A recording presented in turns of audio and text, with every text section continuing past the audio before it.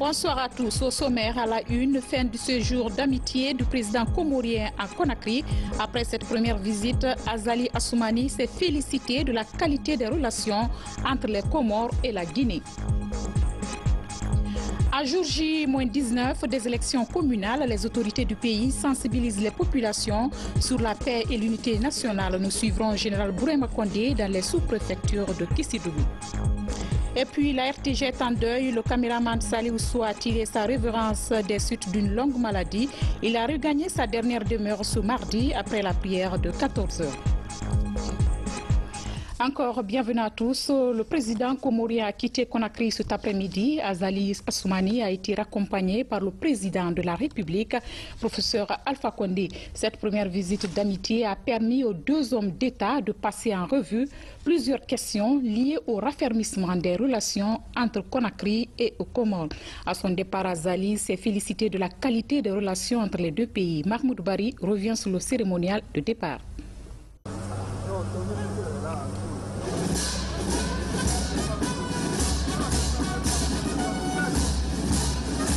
Après 48 heures passées dans la capitale guinéenne, le président de l'archipel des Comores a quitté Conakry. Azali Assoumani a été raccompagné par le chef de l'État, professeur Alpha Condé. Cette visite d'amitié a permis aux deux présidents de passer en revue les préparatifs des prochaines consultations intercomoriennes. D'autres questions liées à la coopération et à l'intégration sous-régionale étaient également au centre de la rencontre. Azali Assoumani a loué les efforts du président de la République, président de l'Union africaine, pour le rôle qu'il ne cesse de jouer pour l'intégration africaine, la promotion de la paix, mais surtout le développement du continent africain. Cette première visite aura été l'occasion pour le président de l'Union des Comores de remercier le chef de l'État, professeur Alpha Condé, pour son appui pour la tenue prochaine des consultations intercomoriennes et la consolidation de l'unité comorienne. À l'analyse, le président de l'archipel des Comores a hautement apprécié son séjour en Guinée et la détermination du chef de l'État, professeur Alpha Condé, à participer au développement socio-économique du continent africain. La gestion intégrée des ressources en eau, un véritable challenge dans un pays qualifié de château d'eau d'Afrique de l'Ouest. Une nouvelle dynamique portée par le partenariat national de l'eau de Guinée. À l'heure où on parle d'économie bleue, les promoteurs de la gestion intégrée des ressources en eau sont en tournée dans certains départements et services.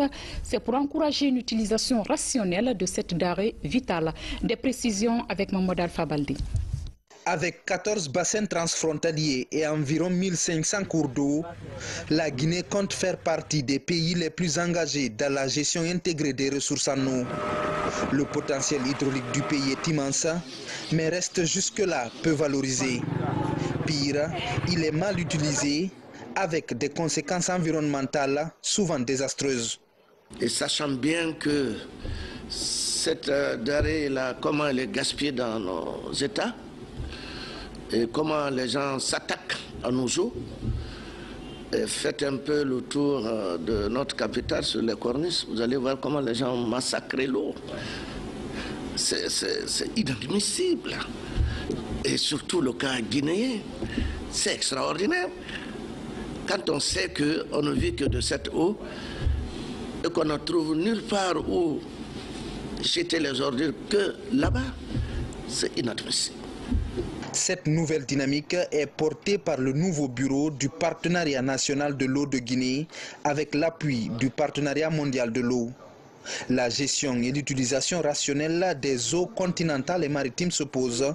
Le passage au département des transports se veut instructif et riche en propositions de solutions. Nous allons tout faire pour monter des projets efficaces, des projets bancables, pour enfin remédier ce problème de gestion intégrée des ressources en eau en Guinée. Nous avons présenté les acquis de ce partenariat national de l'eau de Guinée créé en 2006 et le nouveau plan d'action 2018-2019. Le partenariat national de l'eau de Guinée, sous la coupe de Global Water Partnership West Africa, entend se rendre dans d'autres services et départements pour favoriser une gestion inclusive des ressources en eau. Déguerpissement des emprises publiques, on en parle encore dans la préfecture de Koya. Après une première opération de déguerpissement, les artères publiques ont été de nouveau occupées par les illégaux. On dit souvent que les habitudes ont la vie dure, mais le ministère de l'Aménagement du Territoire ne compte pas baisser les bras. Ainsi, une deuxième opération est enclenchée pour libérer totalement les lieux occupés. Compte rendu d'Aouda Tabansila. La beauté d'une ville et ses périphéries passe forcément par l'image qui présente ses bordures de route, dit-on. Cette assertion non des moindres, dictée par un architecte avéré, est devenue un sacerdoce du gouvernement guinéen. Depuis 2010, les autorités s'attellent à faire de la Guinée un pays modèle et fréquentable.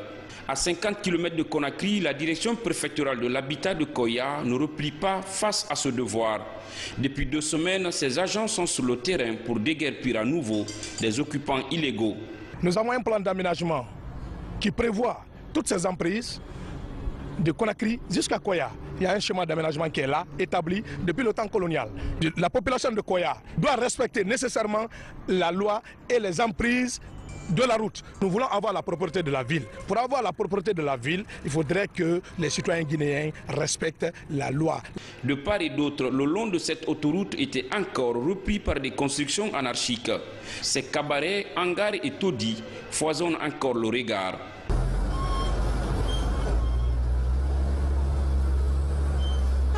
Cette opération, d'abord, l'esprit c'est quoi? Le Grand Conakry qui est décrété par notre président, le professeur Alpha Condé, ne se limite pas à Kalom ni à Kassa, mais ça s'étend jusqu'à Koya, Doubreka.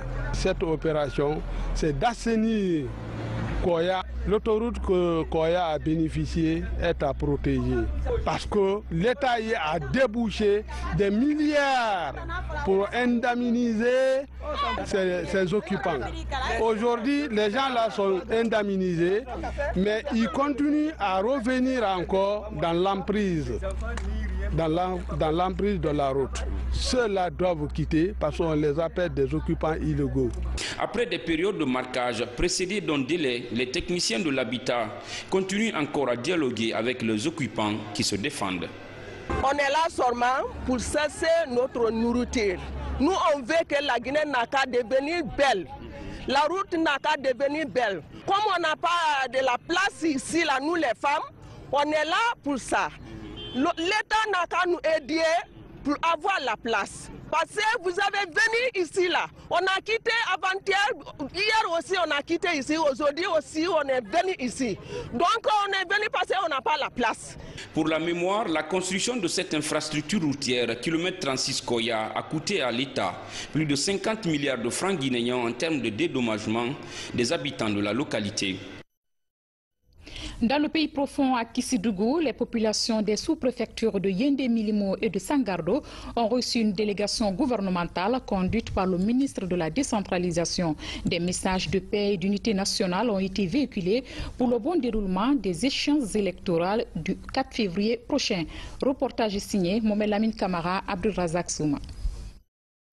Au-delà des acquis que la commune urbaine a bénéficié, l'initiative présidentielle s'est aussi élargie aux 12 sous-préfectures de Kissidougou. Ces communes rurales sont dotées d'infrastructures socio-économiques de base, des matériels agricoles et des lampadaires solaires.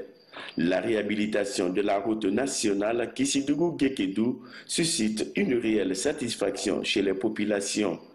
La sous-préfecture de Yendé Milimo constitue la deuxième étape de cette mission gouvernementale. Pour ces populations, l'heure est au repositionnement face aux échéances électorales qui doivent se tenir dans la sérénité. La route de Kissidougou ici, moi, avant quand je quittais pour aller à Kissidougou, il me fallait 3 heures et 4 heures. Aujourd'hui, 15 minutes environ 20, je suis à Kissidougou. Yendé est prêt à adhérer, n'est-ce pas, au programme de son excellence, le président de la République, le professeur Alpha Condé. De Yendé Milimo, la délégation a rallié la sous-préfecture de Sangardo. Ici, tout comme les étapes précédentes, le parrain de la préfecture a orienté son message dans le sens de la préservation d'une paix durable dans la localité. Nous sommes venus les sensibiliser par rapport aux futures échéances électorales. Leur dire que les élections, c'est une opération peut-être de 2 minutes pour le citoyen qui vote. Cela doit se faire, peut se faire et doit se faire sans violence aucune, dans la paix, dans la concorde et surtout dans l'esprit de tolérance. C'est ce message que je suis venu passer, un message qui, en ce que je sache, a retenu l'attention. Après cette dernière étape, le ministre de l'administration du territoire et de la décentralisation a mis l'occasion à profit pour conférer avec les administrateurs territoriaux des régions de Farana et de Zérekouré. Objectif, inviter les uns et les autres à s'inscrire dans la logique de la déontologie du métier. À Kankan voisin, en marge des festivités de l'an 59, la jeunesse de la localité a réaffirmé son soutien au président de la République. Plusieurs infrastructures de la ville de Kankan ont été dédiées aux jeunes et aux femmes afin de veiller sur la préservation de ces édifices. Reportage Alia Kamara, Foudinyaga Sola Keita. Le grand carrefour de Kéfina, à quelques pas de la place de l'Indépendance. C'est là que des jeunes se sont donné rendez-vous pour réaffirmer leur soutien au projet de développement du président Alpha Condé. Après la réception au Grand Stade, ils se sont retrouvés ici pour relayer le message du chef de l'État. Jeunes et femmes de la structure Kanka Unis pour le Progrès s'engagent à préserver la cohésion sociale dans cette ville hospitalière. Pour accompagner le président par son initiative, nous sommes déjà unis pour soutenir l'idée dont il est en train d'avancer. On a mis toutes les graines de Kankan, plus de 420 qui fait plus de 21 000 jeunes, Kanka Unis pour le Progrès et pour accompagner monsieur le professeur Alpha Condé. C'est ça notre but, pour montrer aux jeunes ce qui déjà est fait pour protéger ça. Et plus de casse à Kankan. Le comité d'organisation du 59e anniversaire de l'indépendance nationale se réjouit de cet engagement de la jeunesse. Une belle initiative pour préserver les acquis et cultiver l'esprit de tolérance. Quand on parle de redistribution du revenu national, ce n'est pas pour dire qu'il faille diviser le PIB, n'est-ce pas, par tête d'habitants, mais comment est-ce qu'on peut concrétiser, n'est-ce pas, le revenu national à travers la construction, n'est-ce pas, d'infrastructures dignes de ce nom, n'est-ce pas, pour le décollage socio-économique de notre nation. Donc, de ce point de vue, il faut que chaque cadre guinéen comprenne que le pays, n'est-ce pas, lui appartient et qu'il s'inscrive dans ce sens, n'est-ce pas, pour protéger les biens de l'État. Le bloc Kanka Uni pour le Progrès entend rencontrer prochainement des jeunes de Sigiri, Mandiana, Kérouané et Kouroussa. L'objectif est d'échanger avec eux sur la stabilité sociale dans la région. Retour dans la ville de Kissi-Kaba Keita où s'est tenue également une manifestation de soutien aux actions du chef de l'État, professeur Alpha Condé. Un meeting marqué par un carnaval, un match de football et une soirée culturelle. Compte rendu Ibrahima Keita. Cette cérémonie de reconnaissance au professeur Alpha Condé, président de la République de Guinée, a commencé par ce carnaval géant. Un carnaval qui a regroupé toutes les couches socio-professionnelles de la préfecture de Kissi-Dougou et qui atteste l'engagement des populations de Kissi-Faramaya à soutenir la politique du chef de l'État. Aux environs de 15h30, toute la ville de Kissi-Kaba Keita converge vers le stade préfectoral pour vivre dans la joie un match de gala opposant les sections 1 et 2 du RPG Arc-en-Ciel. Véritable ambiance de fête de reconnaissance à un homme qui, en très peu de temps, a changé le visage de la Guinée et la jeunesse de Kissi-Dougou en est fière. La jeunesse RPG Arc-en-Ciel de Kissi-Dougou s'engage à soutenir sans cesse dans la paix les ambitions et les idéaux politiques du professeur Alpha Condé et de son gouvernement, à travers un plan d'action opérationnel suite au constat observé dans les communautés à la base. Dans cette lancée, l'honorable Anne-Marie Massaré a été gratifiée d'un certificat de reconnaissance pour son implication dans le programme de développement du président de la République, professeur Alpha Condé. Et pour le gouverneur de la région administrative des Zérekouré, professeur Alpha Condé est une chance que la Guinée doit saisir.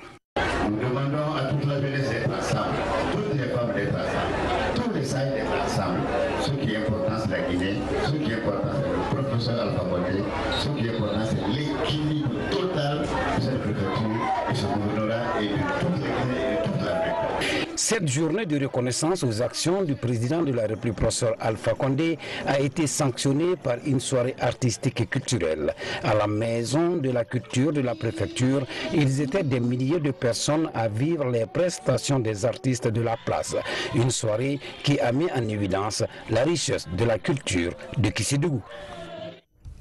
Et de deux, dans la mise en œuvre du projet Booster les compétences pour l'employabilité des jeunes. Le ministère de la Jeunesse a lancé ce mardi la composante 2 de ce projet dénommé Éducation à l'emploi à travers un tirage aléatoire des jeunes diplômés sans emploi. Ce tirage va permettre d'offrir une voie professionnelle aux jeunes à partir des opportunités de formation, de stage et d'auto-emploi. Il est piloté par l'Agence guinéenne pour la promotion de l'emploi. Explication Fatima Diallo.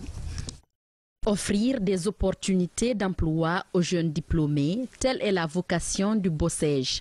C'est pour gagner ce pari que le projet est lancé il y a plus de 2 ans. Cette deuxième phase est consacrée au tirage aléatoire des chercheurs d'emploi.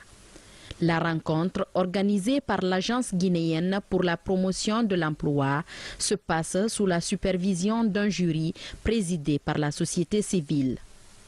Et aujourd'hui, vous avez un comité ou une commission qui est en train d'assurer l'évaluation devant témoins et donc devant un huissier pour faire en sorte que ceux qui seront tirés au vu de la loi soient ceux qui auront la chance. Et pourquoi ceci? Vous avez pour cette première étape 9 entreprises exactement qui nous ont donné des offres et donc il y a une enquête auprès des entreprises. Nous avons toute une masse d'entreprises aujourd'hui qui sont prêts à nous accompagner. Après l'évaluation de 2600 jeunes demandeurs d'emploi, 1008 sont retenus pour ce tirage. À l'issue de l'opération, 140 jeunes vont bénéficier de stages avec option d'embauche dans différentes entreprises. La spécificité, c'est que tout cela se fait sous forme de partenariat public-privé. C'est-à-dire, c'est l'innovation aussi au niveau du projet. Donc, dans le cadre de la composante 2, c'est l'objet de notre réunion aujourd'hui. Financé par la Banque mondiale à hauteur de 20 millions de dollars, ce projet va durer 6 ans. Il permettra d'offrir de l'emploi à 20 000 jeunes. Ce financement-là, comme je l'ai dit tantôt, répond à une requête du gouvernement guinéen pour renforcer l'employabilité des jeunes et faciliter leur insertion dans le monde du travail. Donc en ce sens-là, la banque accompagne le gouvernement pour la réalisation de cet objectif-là. Voilà un projet très consistant et dans cette composante qui va vraiment donner beaucoup de chance à nos jeunes avec un budget d'environ 4 millions de dollars. Nous espérons que beaucoup de jeunes pourront être insérés en entreprise à travers cette composante. Le projet Booster les compétences pour l'employabilité des jeunes est une initiative du gouvernement guinéen. Il vise à réduire le taux de chômage de la couche juvénile à travers des programmes de développement en compétences ciblées. À présent, ce don du Haut Commissariat des droits de l'homme pour les hommes en uniforme, il s'agit des modules d'apprentissage devant intégrer les structures de formation des corps paramilitaires et militaires. La remise de ces documents s'est déroulée en présence des autorités des 2 départements bénéficiaires. Sergent Lamine Sanakamara est correspondant de la presse militaire.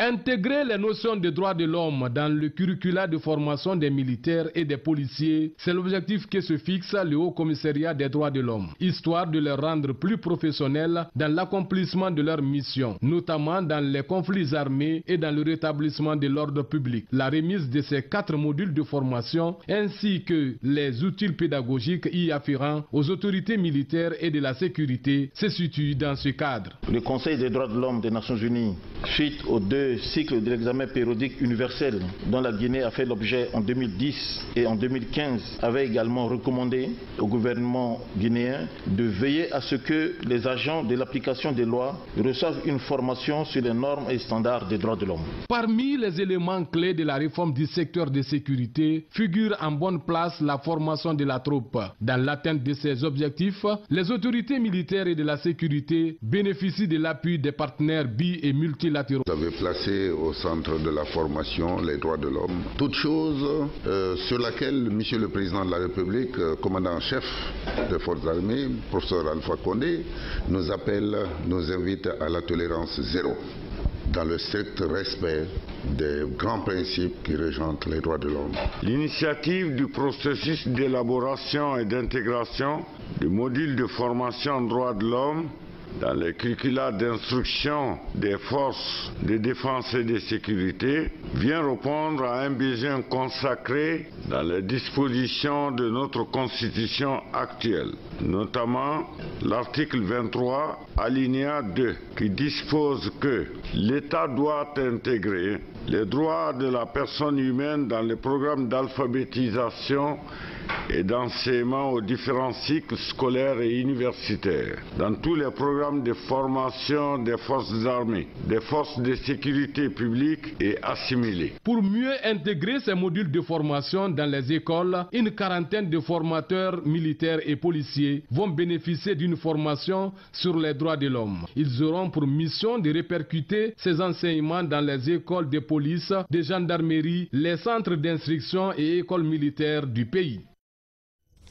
Et puis un incendie s'est récemment déclaré au dépôt central du bois de la ville de Kindia. Tout est parti en feu. Informé du drame en partance pour Cancan, une mission de la Fédération nationale de la filière bois a fait escale dans la localité pour apporter son soutien aux sinistrés. Mohamed Seyar Souma nous fait le point. La délégation de la Fédération nationale de la filière bois dans la cité des Agrumes, à l'origine, l'incendie survenu le 10 janvier dernier au dépôt central de bois. On déplore par la suite d'importants dégâts matériels. Avec un montant de 2 millions de francs guinéens, c'est déjà le début d'une assistance en faveur des victimes. Si vous regardez un peu la surface brûlée, vous allez évaluer que c'est à partir de 80% de la surface de filière bois. Mais tout confondu, nous avons des scieurs, des dégossisseuses, des raboteuses qui sont un peu englouties dans le cire qui fait que du jour au jour, on ne peut pas cadrer la valeur de ce qui a été brûlé. C'est un geste de la Fédération nationale de la filière bois, l'occasion pour la structure de faire l'état des lieux à travers une visite guidée. Au finish, la délégation tire les premières leçons. Plus jamais que cela n'arrive plus dans notre secteur. Alors que devons-nous faire, nous les acteurs? Il faudrait qu'on analyse, puisque ce n'est pas la première fois, ni la deuxième fois. Il faut qu'on essaye de chercher à savoir qu'est-ce que nous devons faire pour nous épargner de tels cas, de telles situations. Pour le moment, les causes de l'incendie restent non élucidées. La présence des secouristes et le voisinage ont permis de circonscrire les flammes, déclarées en pleine nuit. On en vient maintenant à cette conférence débat à l'université Mahatma Gandhi. Son thème, jeunesse et la moralisation de la société. Le conférencier invite les jeunes à cultiver la morale et l'éthique afin de promouvoir le développement socio-économique de la Guinée. Sam Maratolno signe ce reportage. La prise en compte des valeurs sociétales pour le développement de la Guinée. Une conviction partagée par Abdoulaye Demba Keïta à la faveur d'une conférence débat alors que le pays est fort d'un métissage culturel. Le conférencier s'inspire du monde asiatique, notamment la Malaisie, où il a fait ses études académiques. C'est d'ailleurs son approche pour le bien de la Guinée en cultivant la morale et l'éthique. Donc il est important que nous prenions en compte les valeurs sociétales en vue d'évoluer. Et la religion fait partie intégrante de ces valeurs. En Guinée, nous avons l'islam et le christianisme qui sont des réceptacles de morale et d'éthique que la population, à commencer par la jeunesse, se doit d'incarner pour le bonheur du pays. En vue que le développement soit effectif, que le changement tant attendu n'est-ce pas se réalise. Encadreurs, étudiants et cadres étaient tous mobilisés pour apporter leur point de vue. Ils s'accordent sur la lutte contre l'incivisme et la violence. D'où le thème jeunesse et moralisation de la société. Je ne recommande pas la violence, même contre la violence. Alors ici, nous observons ça, nous cherchons à inculquer ça aux enfants, nous cherchons à leur faire comprendre qu'il faut aussi les valeurs sociétales pour réussir le pari du développement. Les débatteurs ont touché des questions d'actualité comme l'immigration clandestine. Le Guinéen Abdoulaye Demba Keïta met son séjour à profit pour la promotion des valeurs sociétales. Santé et culture se joignent à présent. Elle fait de son cheval de bataille la lutte contre la drépanocytose. La Miss RTG Zenab Simakan vient d'entamer son projet par une campagne de sensibilisation sur l'importance de la prévention de cette maladie. Sa première cible, les étudiants et les encadreurs de l'université Mahatma Gandhi. Reportage Hadiatou Bari, Sekou Sissoko. Zenab Simakan, Miss RTG 2018, porte le projet de lutte contre la drépanocytose. À peine élue, elle matérialise son combat à travers la sensibilisation des étudiants de son université, Mahatma Gandhi. En compagnie des spécialistes, les messages portent sur la nécessité de connaître la drépanocytose, les moyens de dépistage, de traitement et de prévention. L'idée vise à favoriser une baisse considérable du taux de cette maladie héréditaire dans notre pays. Pour qu'il y ait un enfant malade de type SS, il faut qu'il y ait 2 parents porteurs sains ASAS. Malheureusement, les porteurs sains, les parents ne savent pas qu'ils sont porteurs parce qu'ils ne font pas le diagnostic avant le mariage. C'est le mal de cette maladie. C'est une maladie qu'on peut éviter à 100%, mais c'est une maladie qui est difficile à guérir. Les milieux universitaires sont ciblés pour mener le combat contre cette maladie génétique. Miss Simakan compte obtenir l'adhésion des étudiants et encadreurs de l'université dans cette lutte. Chers amis, le résultat de mon projet dépendra de votre engagement à mes côtés. Très prochainement, je lancerai une opération de don de sang gratuit au profit des malades drépanocytaires de l'hôpital SOS Drépa. Je serai encore honorée de voir si nombreux des rangs de donneurs afin de sauver des vies. À l'image de Mahatma Gandhi, Miss Zenab Simakan envisage élargir cette campagne de sensibilisation axée sur le don volontaire de sang en faveur des drépanocytaires dans les autres établissements universitaires du pays. Avec sa couronne de Miss RTG, Simakan vient en appui au ministère de la Santé pour favoriser davantage une meilleure prise en charge des drépanocytaires afin de réduire les complications liées à la pathologie. En bref, sport, poursuite du championnat d'Afrique des Nations au Maroc au compte de la 12e journée de la poule A. Le Maroc a battu la Guinée sous le score de 3-1.